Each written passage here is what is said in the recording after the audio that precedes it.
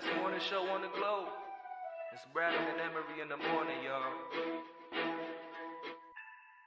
LeBron or Jordan, either one when I'm performing. Crossover, buzzer beater and I'm scoring. Bradham and Emery in the morning. Every play they on it. Every day I'm balling. Who's the coach? Who's the GOAT? Like Brady and Belichick, best show on the globe. And they embellish it. Y'all paying Zippy, I'm Ken Griffey or maybe Mahomes. I stay in the zone, whether man to man or play in the zone. They can't stop me. Mayweather boxing, Curry with the shot, man. We just the best to be. Can we have our SP, please? This was meant to be. Every morning with Bradham and Emery.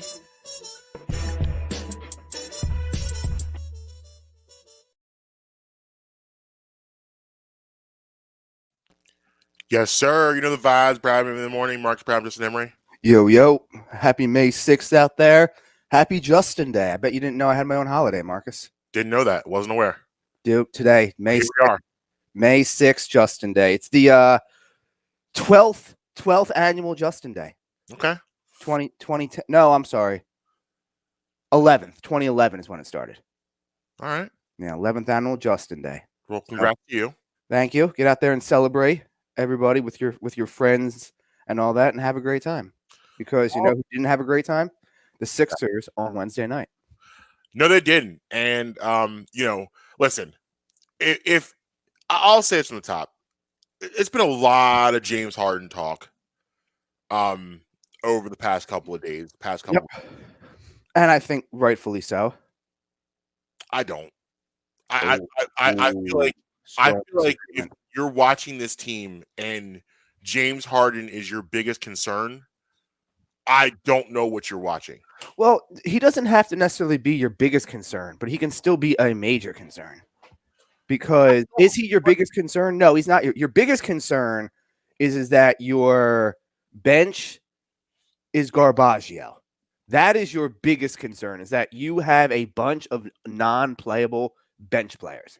That's your number one concern. And that ties into the Harden conversation because, I don't. So in the second half of that game, he was take 20 shots. All I need to do is take 20 shots. I don't need you to score 100 points. He was at about 17, I believe, on Wednesday. Yeah, but we talked on Wednesday about the number. The number for him, the sweets. Now, would they have won that game if he takes an extra 3 shots? Probably not. No, because of how dramatic the score difference was. Yeah, but the thing is, it was the way they were playing him. I mean, he was being triple teamed basically every possession in the second half. He scored 16 points in the first half of the game, and they basically said, okay, you're not doing anything else for the rest of the game. And they did that by basically triple teaming the entire game. You look at him when he caught the ball, there were 3 defenders staring him the entire game. He made all the right plays. He can't be faulted for Niang playing 10 minutes and fouling out. He can't be faulted for Danny Green taking 9 threes and making one of them. No, you're right. He can't, but that does just because all these things can be true. All those can be bigger problems, and you can still have a James Harden problem. All these things. I don't think they have a James Harden problem. I don't think he is. I bring him back next year, no questions asked. I don't believe there's a James Harden problem. Well, he's probably. Let's just look. I heard reporting. Hold on a second. People want to talk about Houston James Harden, right? People want to have that discussion all the time about Houston James Harden. That supporting cast over at Houston, believe it or not, was way better than supporting cast without Embiid. Way better. I would much rather have Eric Gordon, PJ Tucker, Clint Capella than any of these buffoons that are being trotted out there that he's playing with right now. Like I said, in the second half of that game, scoring for him was not going to happen by the way he was being defended. He was making all the right plays. Guys were not making shots. They haven't made shots these first 2 games. And it's crazy because the one thing I was concerned about going into the series with Embiid being out the first 2 games was spacing, the ability of the team to get open shots. They're still getting open shots. They're just not making them. They ain't making them. Can't buy a bucket. Like none of them. And you know what? I got to apologize to Doc Rivers also because, we were really hard on him about DeAndre Jordan, but I've realized these last 2 games, I hate Paul Reed just as much as I hate DeAndre Jordan. They're the same person. Okay. It might be different in the things they can do, but they're the same person. I hate them both. Now, if you want to blame Doc and the coaching staff for not developing Paul Reed for this moment, okay, I can listen to that argument. But right now, I hate him just as much. I don't need to see him anymore either. I don't know what you do at the center position. it's one of it's. I think reason why this is so frustrating for me is if Embiid is here, they wax this team. Yes, they probably win both games in South Beach, and they beat it probably in 4 or 5. This is one of the weakest 1 seeds I personally have ever seen. Yeah. They are not a great basketball team. They're good. Now, listen, I'm talking in the grand scheme of playoff teams. Obviously, they're a good enough team to play well the regular season. But again, what do I always say about the NBA? Playing hard is a luxury. Teams that play hard all the time, you are at a premium because not every team does that. Yep. We are one of those teams that play hard basically every night. Yep. Not to the degree of the Raptors, but they play hard basically every night. It's very rarely a night that they don't bring it. So because of that, they're going to accumulate a lot of wins. If you put that team against the Celtics or the Bucks, they're not good enough to compete with either one of those teams. No. They're not. And they're in my opinion the weakest team left in the East by far.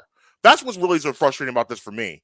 I'm not one of these people that believe the series is over, because if Embiid comes back tonight, which, right now he's being ruled out, but that's just because the Sixers had to make a declaration by 6 o'clock last night. He still could pass concussion protocols today. He wants to play. I believe he did pass concussion protocol. He hasn't passed yet. Unless it happened, what is it, 7/8, 7/16? Unless it happened sometime overnight, he had not passed yet. He could pass today. If he passed today, he wants to play. He's been working out with Drew Hanlon, so hopefully that works out. If you bring him back, even Embiid at 60-70%, this team is extremely beatable. It changes everything, because one of the guys that's been able to go off in the series is Bam Adebayo, and that's not going to happen with Embiid out there. It's just not. With Embiid back there, Bam's not going to be doing all the things he's been able to do. Tyler, real quick, Tom Moore tweeted 27 minutes ago. Okay. That's update on a breaking Sixers story. Sixers like the chances that Embiid will be able to be cleared from concussion protocol and are potentially being able to play in Game 3 tonight. Love it. I mean, that's your hope. That's the hopes. That's Tom Moore, who's not a nobody. No, Bucks County Times legend. And it's from 27 minutes ago. I actually have a personal, not to flex or anything, but I actually have a personal relationship with him. I've been meaning to get him on the show, so I'm gonna bring him. You have a personal what with him? Personal relationship. Oh, I thought you said you have a personal issue with him. I'm about to be like, what did he do to you? Oh, no. Personal relationship. A good friend of mine used to play basketball with him all the time. They used to play lunchtime ball. So I got to know him a little bit. And yeah, we'll definitely bring him in here one of these days to talk Sixers hoops. Maybe even next week. We'll see. Anyway, I'm curious, what did Tom Moore do to you? No, nothing. Tom Moore's a legend. So anyway, Embiid coming back tonight, obviously he's not going to be 100% with the thumb and the face. It's going to be an adjustment with the mask, but it's going to change the way the Heat can play and the things that they can do. And they're I mean, you don't have to, Bam in the low post is now I shouldn't say no longer a factor. Bam's a good player, but no, you're right. You're right. No, you're right. The post, and Embiid makes him a non-factor in the low post. Embiid, because Bam's an undersized center. Bam's 6'8", 6'9". He's a little thicker, so it makes it a hard matchup for a guy like Tobias Harris when trying to go to a small ball lineup. However, with Embiid handles him rather easily, and he can't do anything with Embiid. There's no guy on that roster that can F with Embiid.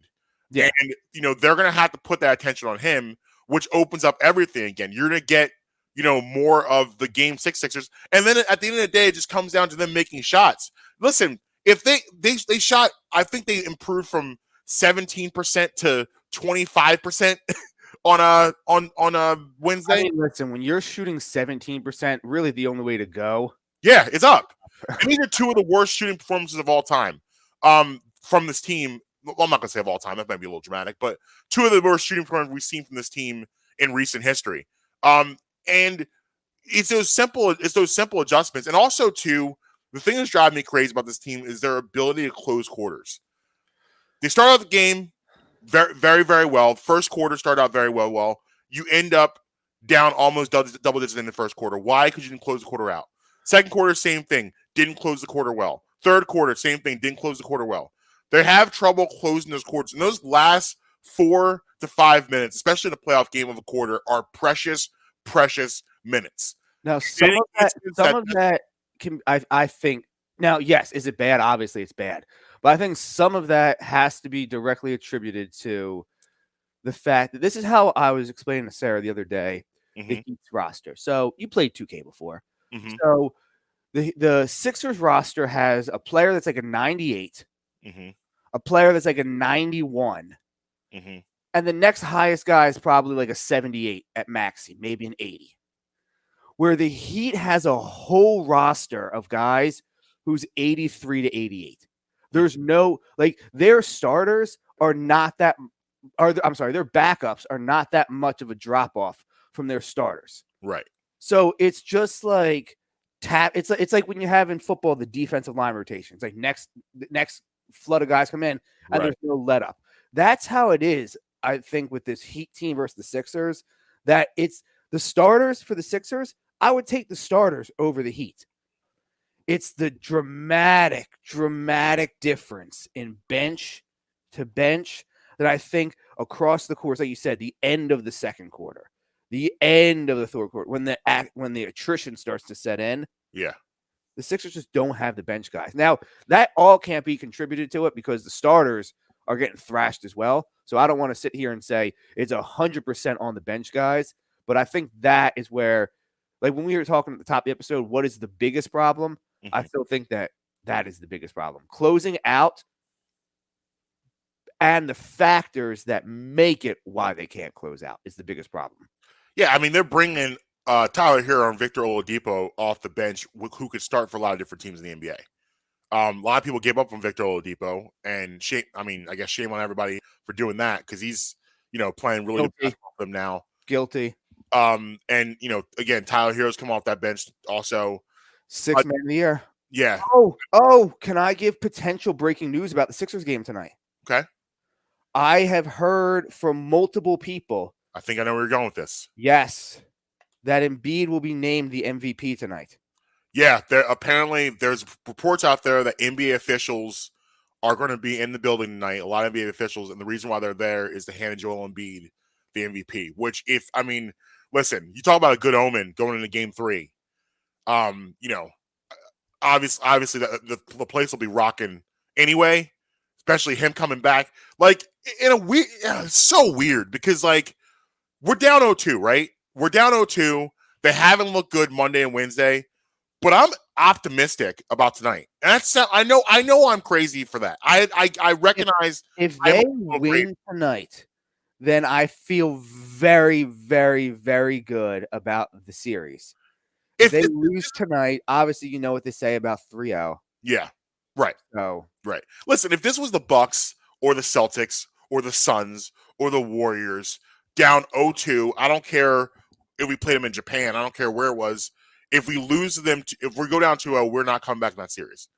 This team, however, I can physically see them winning 4 out of 5. It's like I can see them winning 4 out of 5. I don't know if I can see them winning 4 out of 4.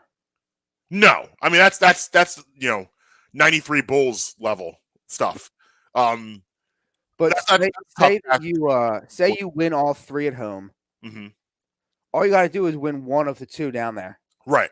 So that you can see the path. Right. Is it an uphill battle? Obviously, it's an uphill. Yeah, absolutely.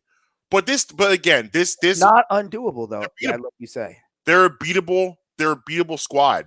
I have not at all. I was more impressed with them coming into this series than I have been watching them in this series. Down there in Miami, it's not an intimidating place to play as we talked about going into the series, and you've seen that watching the games. I mean, the crowd is basically there's a dead crowd.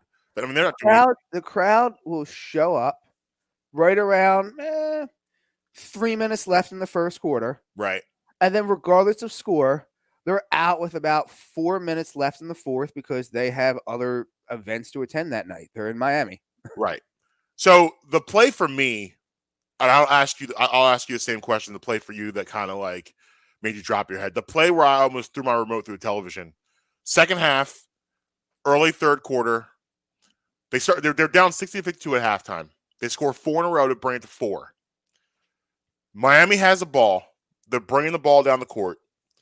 Butler gets a screen from I think it was Bam, but I'm not sure.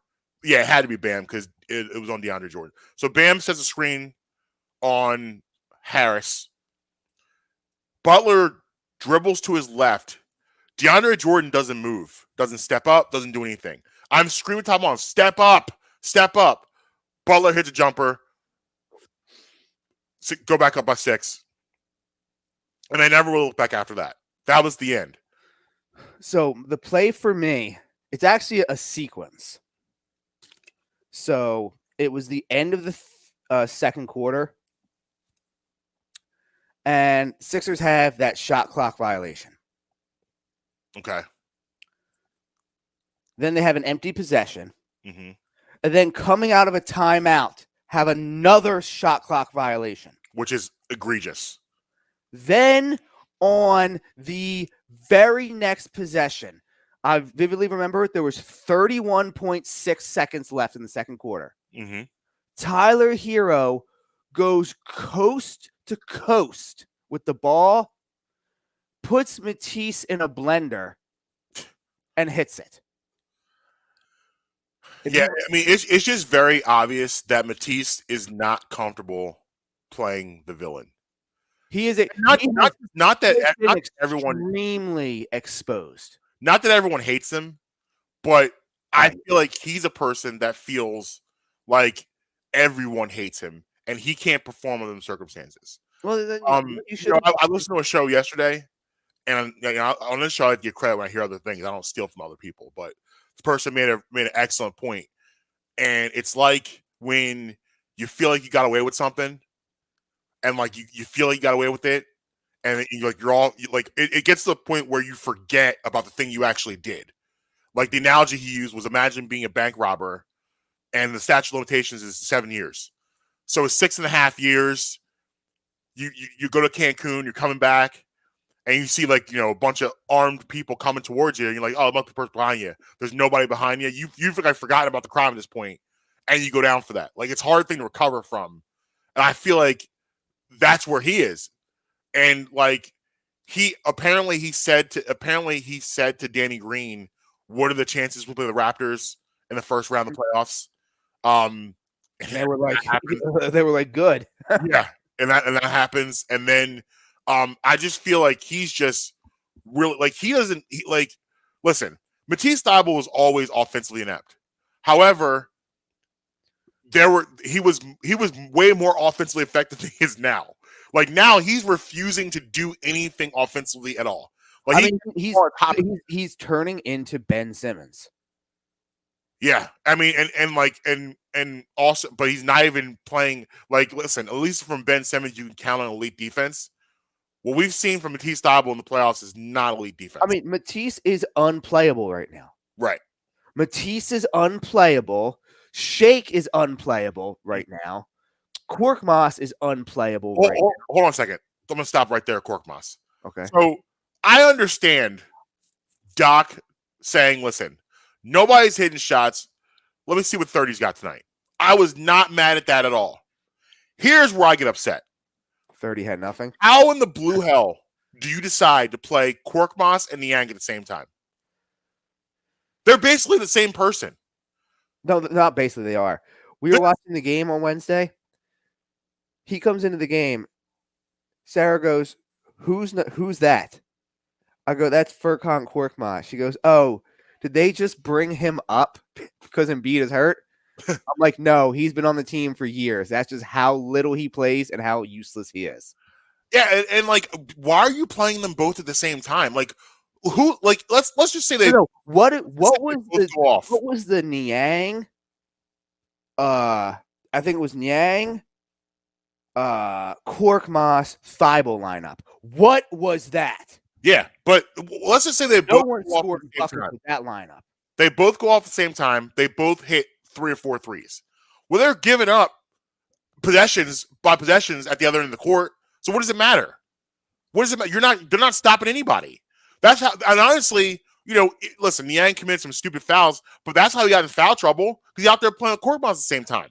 Korkmaz's not guarding anybody. Niang, he fouled out of a game during the Toronto series too, and every time I look at the box score, he's got 3, 4, 5 fouls. This is not good. This is not okay. We were told that he was going to come in and hit open threes. If you're going, you're just giving points away if you're Niang, both defensively because you suck.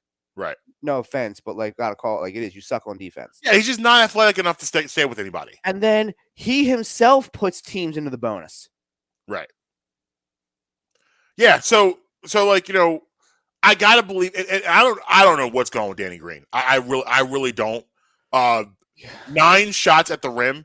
He even missed a dunk. That when he missed that dunk, I that's when I gave up on the game. 9 shots.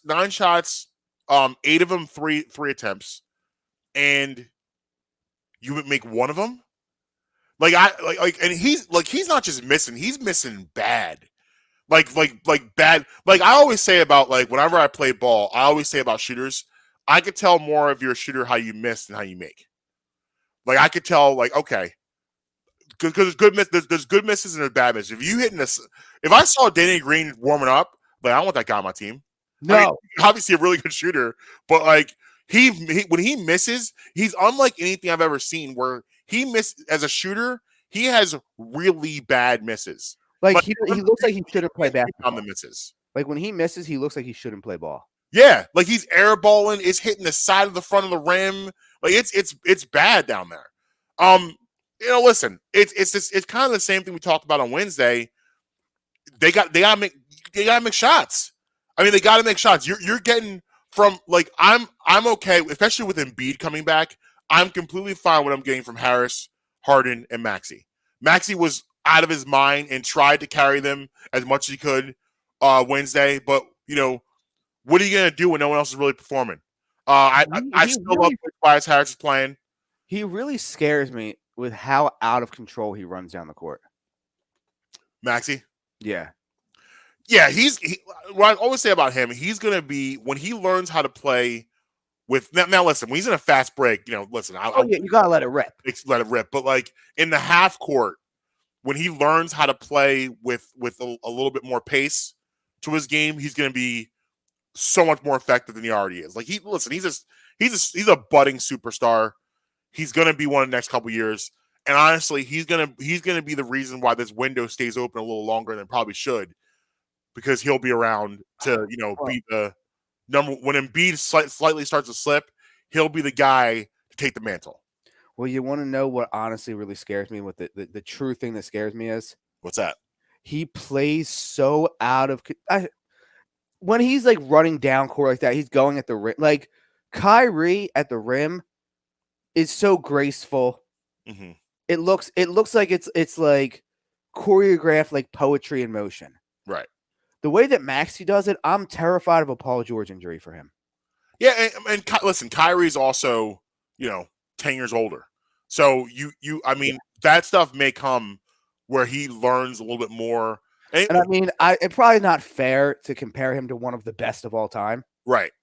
But I just when I see him, I'm just oh God, please don't come down and blow your leg out. I mean, he reminds me of young AI. Just reckless abandon around the rim. He reminds me a lot of young AI. Which reminds me, for tonight, mm-hmm. They give Embiid the trophy. AI's got to give it to him. I was going to say, what if Iverson hands it to him? It's going to be AI. With Embiid having the mask on. It's going to be AI. Because and then they let AJ Brown ring the bell. Yeah. I like it. I like that. That's going to send people to a frenzy. That's the energy we need. Obviously, this is an elimination game. It's all hands on deck tonight. Because like you said earlier, 3-0 is done-o. So 3-0 introduces the Cancun chant. Yes. 2-3 Cancun. I mean, listen, you really need both of these. But again, Miami's not a team I look at and say, you can't beat this team 2 times in a row. You definitely can. And Fact. you I at home right there with you. times in a row. Right there. With It's just all about hitting your shots, defensive assignments. Like for instance, like the Sixers sometimes have just brain lapses. Like Tyler Hero should never have open threes at any point at any time. You're and in a zone, let alone have 3 of them in the first half. yeah, you're in a zone defense. You have Thibault high with I believe it was Maxey, and Thibault is in like the zone's not spread out enough where it's just swung to one pass to Tyler Hero, he's wide open, and Thibault can't recover in time. That's inexcusable. That can't happen. So say Coach Marcus Bradham Mm-hmm. is getting ready for this game. Okay. Yeah. So the mindset that you have when you're coaching your team. Mm-hmm. Obviously, you only have so much time in between games to really implement new things. You know, you only get one day off Right. in between. You're doing maybe a shoot around, probably some film study. Mm-hmm. But you have all say you're in this film room. Yeah. Have all the guys sitting around. Marcus Bradham, coach, turns around, pauses the tape. Yeah. Turns back around and what is his message to the team to avoid the 3-0? Come on, guys. We gotta be smarter out here. We in these past 2 games have beat ourselves. There's no one to blame for these losses but us. You can't look at this team right here and say this team is better than us. I would understand if they were a better basketball team than us. They're not. We are out here committing mental errors. We are not playing Sixers basketball. The ball's not going in the hoop. We can't control that. But you know what we can control? We can control our defensive assignments.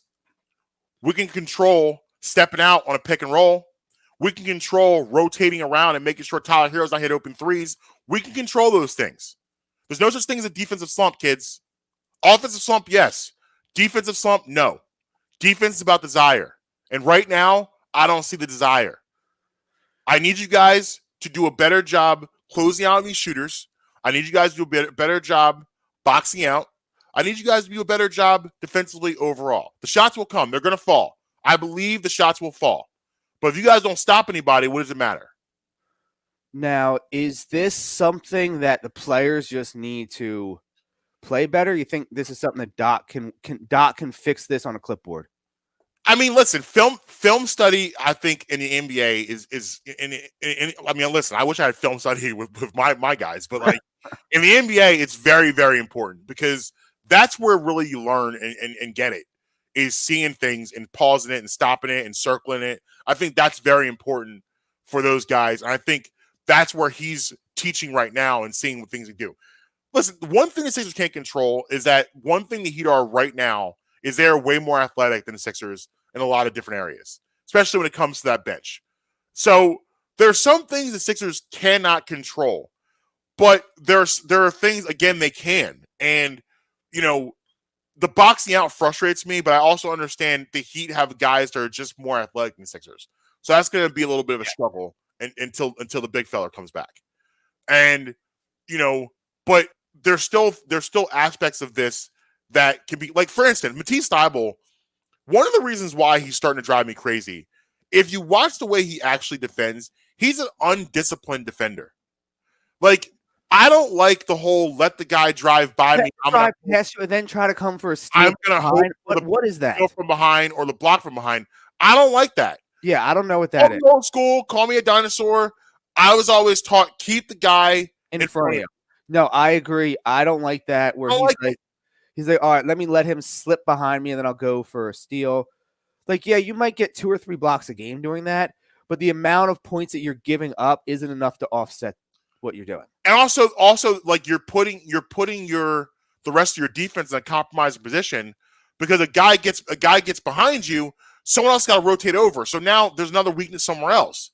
So I don't like it. I don't like that. Like, I want, if you're going to play and be considered to be a great defender in my book, you need to be able to keep your guy in front of you. Agreed. And that's why I want to say, you know, going forward. But again, film study. Someone's got to talk to him about this. Someone's got to be saying, because it's an easy fix. It's not like Matisse Thybulle's not slow of foot. It's not the problem. It's not an athlete. He can keep Tyler Hero in front of him. That's not strategy. He's just not doing it. Bad strategy. So if I think I'm sorry, what's his name? Dave Yeager, I think is their defensive guy, or at the offense court. I think Dave Yeager's defense coordinator. you got to pull him aside and be like, yo, bro, I'm going to need you to keep this man in front of you. This isn't working right now. Keep him in front of you. You know? Like, if you want to, like, listen, these guys are athletic enough to be able to catch up to people. So if, as a change of pace, you want to do that, maybe throw him off, okay. But I'm going to need you to, the majority of time, keep your behind in front of him. Don't let him in the lane. Don't let him penetrate. Don't let him get comfortable. Tyler Hero is too comfortable right now out there. He is out doing there whatever he wants. like it's a 3-on-3 drill in practice. Like he's out there like he's out there like he's in Jack Harlow's music video, just hanging out. Right. He's doing whatever he wants. He's way too smooth with it. Like I need, and it's what I was talking about with them. Is so many nice guys on this team. We need a killer. We need someone to step up and say no. Woj Bomb is reporting that Embiid is getting prepared to take the tests, and that the team is optimistic that he's going to pass when he takes it. So we should know within the next. I don't know how long tests are. A half hour, 45 minutes. I was gonna say probably about an hour. I'd say probably safely. Let's say 2 hours. We should know within the next 2 hours safely. Well, Drew Hanlon. I know Drew Hanlon flew in. Yes, he's earlier this week. So Embiid's been working. Trying to stay sharp. I know. I mean, this goes out saying he really wants to play tonight. Oh yeah. I mean, could you imagine how if he plays tonight and wins the MVP? I'm taking the over on the points because there's no way that he's not going to come back at home with the mask. Yep. Get the award trophy from Iverson while he's got Arthur in his arm, Arthur in one arm, trophy in the other. You think he's going to lose this game? Can't do it. Can't lose it. Not going to lose. Hey, remember last time he wore a mask that they beat? I don't, but remember. Okay, I remember it was crazy. I just don't remember. And also, one of the greatest dunks in the history of the playoffs happened with that mask on. Yes. Embiid, my goodness! Embiid down the lane on Daniel Tice. Yeah, he still has PTSD from that, I'm sure. Taking that mask off, yelling at the crowd. Oh, that was a moment. That was a moment. I guess now, the greatest dunk I've ever seen in the playoffs right now is the Morant dunk over Beasley. That was stupid. That was ridiculous. No, it wasn't even top 5. The Morant dunk? Yeah.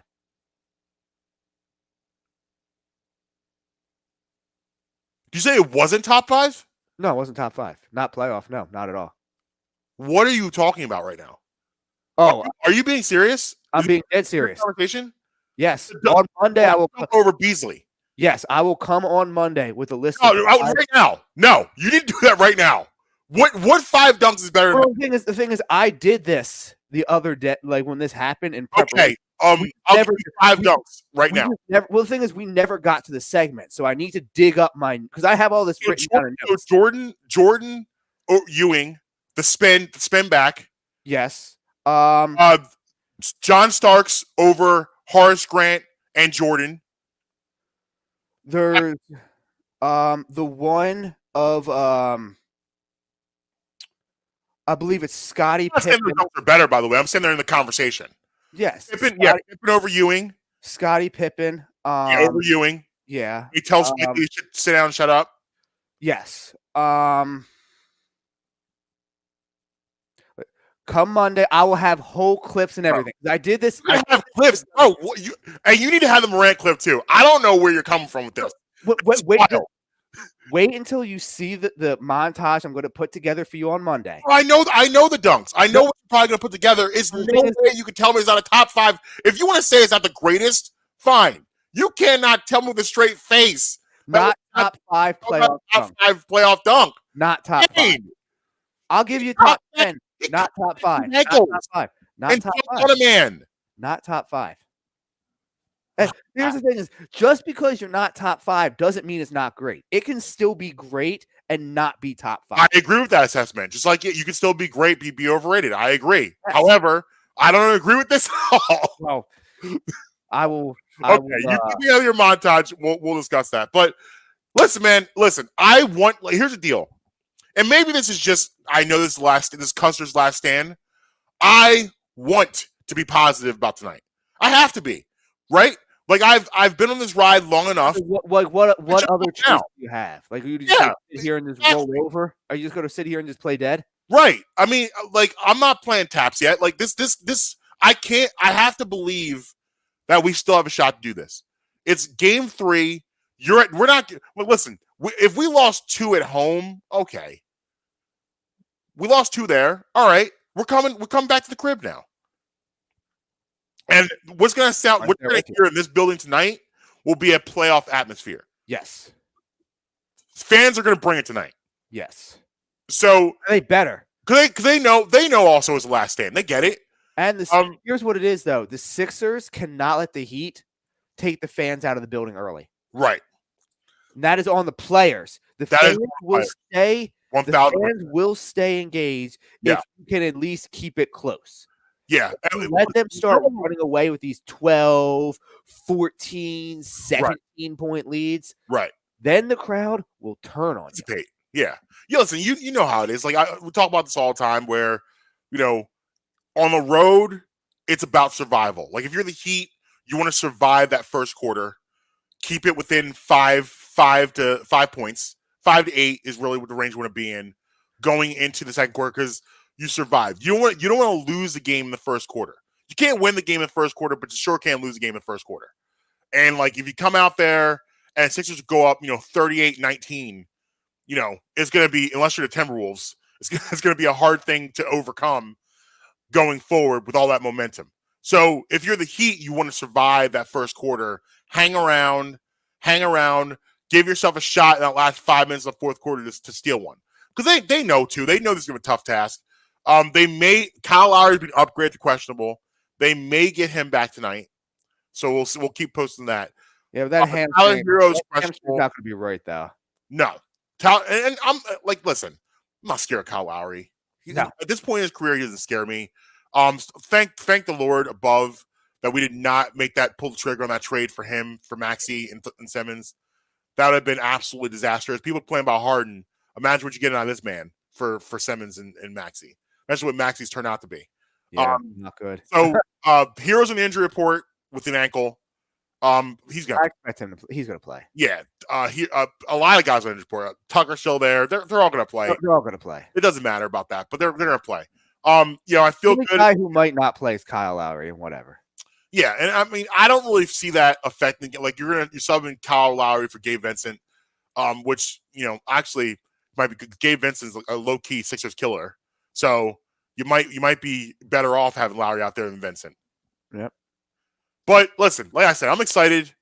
It's a Sixers line. I think it's 1 right now. I believe it was 2.5 when I looked earlier. Well, it'll probably jump back down if Embiid gets. If Embiid gets cleared, it might go to a pick'em. Yeah, I agree. It might just go to a pick'em if Embiid gets cleared. I wouldn't even not be surprised if it goes to like Sixers minus half a point. Yeah. Neither will I. We'll see. But again, anyway, I'm excited. Last stand, game 3. Let's go. Hopefully, we're coming in here Monday to discuss a 2-2 series. Yes. So let's just keep going. Yeah. I was thinking the same thing. So May 6th, we got a couple of birthdays today. Not a lot to go on, but we got some birthday shout outs. George Clooney. This is a star-studded birthday day, by the way. Okay. George Clooney. Meek Mill. The point god, Chris Paul. Chris Pizzi. All birthdays today. We also have Jose Altuve today. We also have I hope I don't mispronounce his name. Tom Bergeron. Yes. Show host. Bergeron, yep. Okay, I want to make sure I pronounce the last name properly. We also have Bob Seger today. We also have Danny Alves. I'm not sure if I'm pronouncing that right. One of the guys who played with Neymar down there on all those Nomar Garciaparra? No, Neymar, like the soccer player. Oh, okay. Yeah. The soccer player from I think Brazil. Okay. But Yeah, loaded, and then as usual, a ton of YouTubers and a ton of TikTokers. All right. We're in the wrong business. We should be on TikTok. No, never mind. I take that back. I don't want to be on TikTok. Listen, I mean, no, I mean, I don't want to be on. I don't want to be there, but I'm not mad. These kids making the money they're making though. No, do what you gotta do. And I fully support the NIL. I hope they never take that away either. All right, you want to get in your top 5? Yeah. So obviously it's Friday, so we got the top 5 Fridays. Yes, sir. And for this one, I wanted to do. I'm not sure exactly what category you would do it. So, say you're DJing a party. Mm-hmm. Okay? You're not literally DJing, but you're at a party and you're asked to play DJ. Yeah. You got at a party, and you can have a whole bunch of different crowds of people. Yeah. So I came up with the top 5 songs that you can throw on in that environment, and it doesn't matter who it is. You get the party going. Get the party going. Okay. Okay. So we're going to start, and these are in order. These are my order, like I said. But as I told you, I believe that you'll agree with a lot of these songs. But however, you may do some surgery on the order. Okay. Okay. Number 5. And just so you know, this is where we're starting. In Paris by Jay and Kanye. Yeah. That song comes on, and you can get people. That's a 12 a.m. Everyone's starting to feel good. Ball so hard. Yeah. Yep. I told you I went to that concert, right? Watch Throne. Yes, you did. They did that 8 times in a row. Yeah, I actually, and while I was putting this list together, I had to rewatch the music video. Yeah. Like, it was that good. I was like, I can't not get into this. Paris is definitely, yes. I agree. Number 2. Oh, I'm sorry, I guess number 4, technically. It's number 4, Gin and Juice, Snoop. Okay. Number 3, Biggie, Juicy. Yeah. That's Hip Hop Bible. Yep. Number 2, Living It Up, Ja Rule. Yeah, good one. Mm-hmm. And then we've discussed my affinity to this song on the show before. We've discussed how sometimes this song gets me into trouble in public places. Pop That, French Montana, Drake, Rick Ross, and Company. Oh, yeah. Yeah. Yeah, that was, that was Pop That special to me. It was last time I was really outside like that. And the reason that I chose Pop That as number one, obviously, like I said, high up on my favorite songs list. Yeah. That song has got me into trouble in public. We've discussed that before. But also, you get the new school people, and what I mean by new school, the Drake fans, the French fans, the Rick Ross fans, but all the old heads know where that sample's from. Luke, yep. Yeah. I mean, solid list. I mean, no pushback really on anything. If the crowd is, if you have I'm thinking, like, if I got a crowd that's like all over the place, I'll do something like a Rihanna Hopeless Place, like for the girls, stuff like that. Like, I wanted to choose. I didn't want to go heavy like rap songs. Yeah. Like all of these songs, like if you hear "Living It Up" come on, you got to be kidding if you don't think women are going to run and start to hitting the dance floor. They will. Yeah, absolutely. Here's one. Brittany, I'm a slave for you. Girls will come running. Yes, but is that a wide, like these songs hit? Is that a wide enough song? As a DJ, you play songs for the women, because if the women hit the floor, the guys will follow. Well, that's a fact. My playlists are always, whenever I'm at parties, my playlists are always catered to the girls. If the girls are having a good time, the guys are gonna be having a good time. You don't want to play like the Sausage Fest themes. You know what I mean? Like I'm not playing Beanie Siegel at a party. I love Beans. He's not getting played at a party. Well, listen, like I'm not playing a lot of like. Listen, whose party? Because I might have to tell you to speak for yourself. Beans? Like, depends.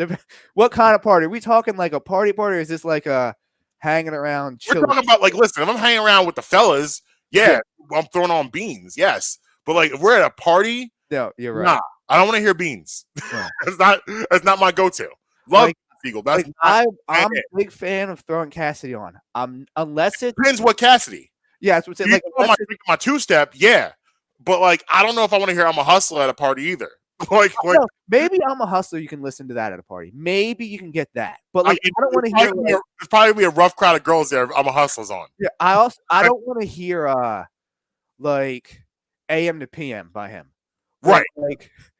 Or like I'm not throwing a game 300 bars and running at a party. No. Like, that's not it's one of those things where if you're having a party, a co-ed party, like you gotta cater. Like you gotta cater more to the women. 300 bars of running. You should never play that at a party. Doesn't matter. Wait for a reaction. See what happens. What people do. So one time in college, I was at a party, and like, you know how like this was like a tier 2 friend at the party I was at. Like I was. We talk about tiers. Yeah, this is like a tier 2 friend I was at. So I'm in the kitchen, and she just randomly hands me the aux cord. She's like, put something on. Just it's a lot of pressure. So I was like, okay.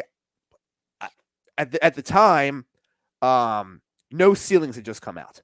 So that's like this is the time that we're in. No Ceilings. Oh, wait, I guess. Did you go Wayne Wasted? The Wayne version Wasted? Close. Okay. What'd you do? Banned from TV. All right. Or on TV, whatever. I played that one. Yeah. Place erupts. I go, okay, let me still stay in the same thing. Stay in the same vibe. I switch to Wayne Ice Cream Paint Job. Okay. Crowd loves it. Goes crazy. Followed it up with I believe it's Wayne in the game, Sue Woo. Okay. Yeah. Followed it up with that. After that, I was like, all right, took the corner. I was like, I'm leaving on a high note. I can't do anything else. I've done what I can. I've done everything I can. I think it's an honor. I love every party I go to. I want to be the playlist guy. I love being the playlist guy. Like I love that. It's fun for me because you know me. I'm obsessed with music, so I love putting things together. And like for me, what I try to do is I try to tell a story with my music and what a vibe I'm trying to create. And like I like also to, I don't run to like in the clubs. That's obvious. Anybody can play in the club. I like to hit those songs that people go, oh, I haven't heard this in a minute, but they're happy they're hearing it. Or a song that's like, oh, okay. Like I like that type of. I like to throw on those type of vibes. Like if you can control a party with B-sides, you can control a party. And we're not talking about playing WAP when no. First song on the playlist. By the way, are you following the Amber Heard Johnny Depp trial at all? No. Okay. Well, I'm just gonna say, as the people are paying attention to what's going on with this case. I mean, you can have all the money you want. Money's great. Make sure you find yourself a good partner while you're at it. Oh, it's like that, bro. Just here's what I want you to do. Seriously, read these articles about what's coming out of this trial and what's going on with those two, and let's come back. You're gonna have thoughts on Monday. Okay. You're gonna have thoughts. So we'll table this and we'll bring it back. Because you know what? We're gonna come back on Monday with a game 3 victory. You think we're gonna be able to talk Ozark? I don't know, because it's Mother's Day weekend, number one. So there's a lot of stuff going on with that. Tonight's Sixers. Then Sunday is Sixers again, and it's Mother's Day. No, I honestly, I'm gonna like. So the Sixers will play Tuesday if they after Friday and Monday. So then I'll try to get into Friday, Sunday. Right. So I'll play Tuesday again after that. So I'll try to get into it hard Monday, like Monday evening, and then see how many different we create. Because like here's the deal. Like Amber and I, when we can't watch, this is a show we can't watch while we're drinking. Because when we drink, oh God, no, you can. Because we talk too much. Like we pause, we gotta give commentary. When like we're not drinking, we're just focused on what's going on, and it's we shut up and watch it. So like, but we're not drinking. Yeah, when we drink, we get through. Like we'll be up. Like so, we'll maybe have a drink. Like 8:30, 9 o'clock. We'll have one show on, and it'll be on for 3 hours because we can't shut up. We'll do an entire podcast about the show. I would first 5 minutes of it. If we did that, I'd have to punch you in the face. Like I'm a pauser. I like to pause. I like to talk about what's going on. I enjoy that. You would pause and you'd say something. I would look over and just give you the look. Like, Yeah. We all pause and be like, so what I think she was thinking here is. I'll be like, Marcus, I'm going home. Yeah. You can watch the rest by yourself. I'm going home. I enjoy the commentary, but I don't know. But anyway, I'm excited about Monday. We're going to come back after a Game 3 and Game 4 victory. And he gets the MVP tonight. Let's go. Real quick, before we get out of here, how was your barbecue?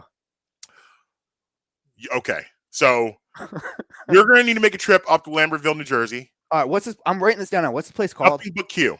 Okay. I'm writing that down right now. So here's what and listen, there's so many other things that we need to try. How is that? Where is that place in relation to Lambertville Inn? Like New Hope, like right over the bridge, pretty much. Over the bridge, you're gonna pass the Lambertville Inn. Okay. There's a side street. You turn right down the side. Do they have their own parking lot or no? They have a parking lot on the side of it. We had to actually. I mean, Lambertville was jumping when we were there. There was a lot of people out. Oh, okay. So we had to park on a random side street, but it's fine. Like, it's a nice day. Just walk over there. Everything's pretty close to each other. Quick. So we ended up parking, like I said, on the side street. So we get there, and like they have a really eclectic menu. They got tacos, because barbecue and tacos, they have the street taco vibe. Mm-hmm. They got those. They have jambalaya. They got jambalaya. Oh, I love jambalaya. So I got the fried chicken sandwich. Oh, how is that? I'll get into that in a second. I got wings.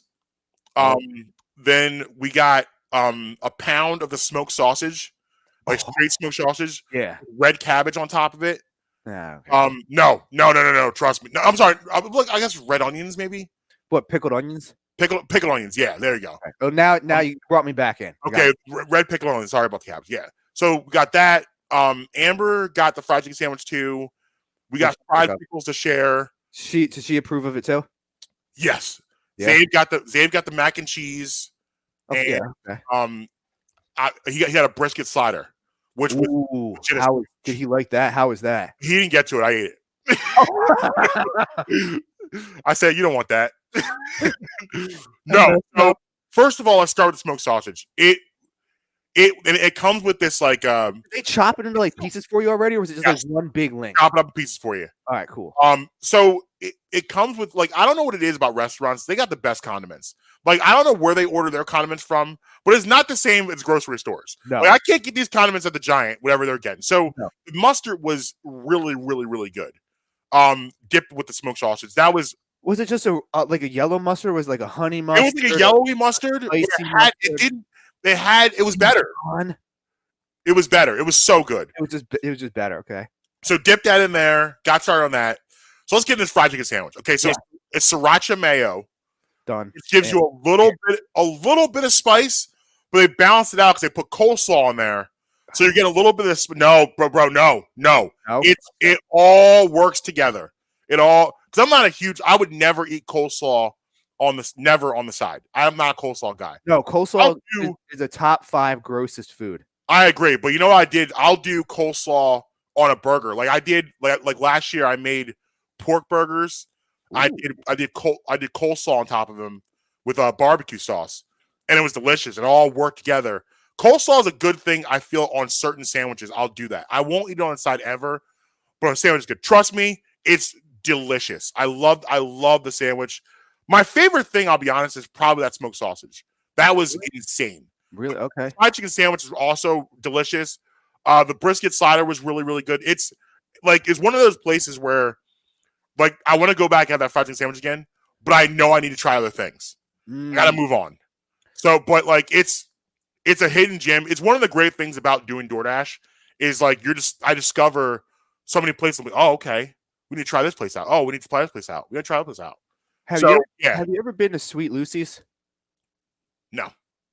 It's right at like the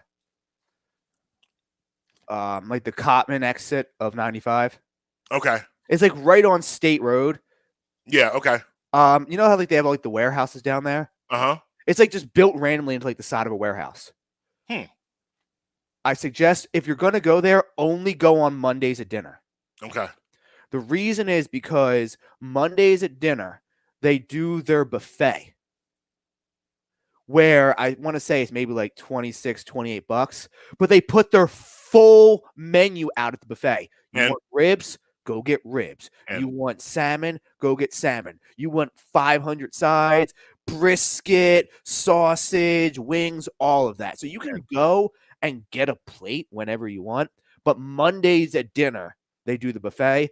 Yeah. So you might as well just pay the extra $5, $6, $7 and get whatever you want off the whole menu.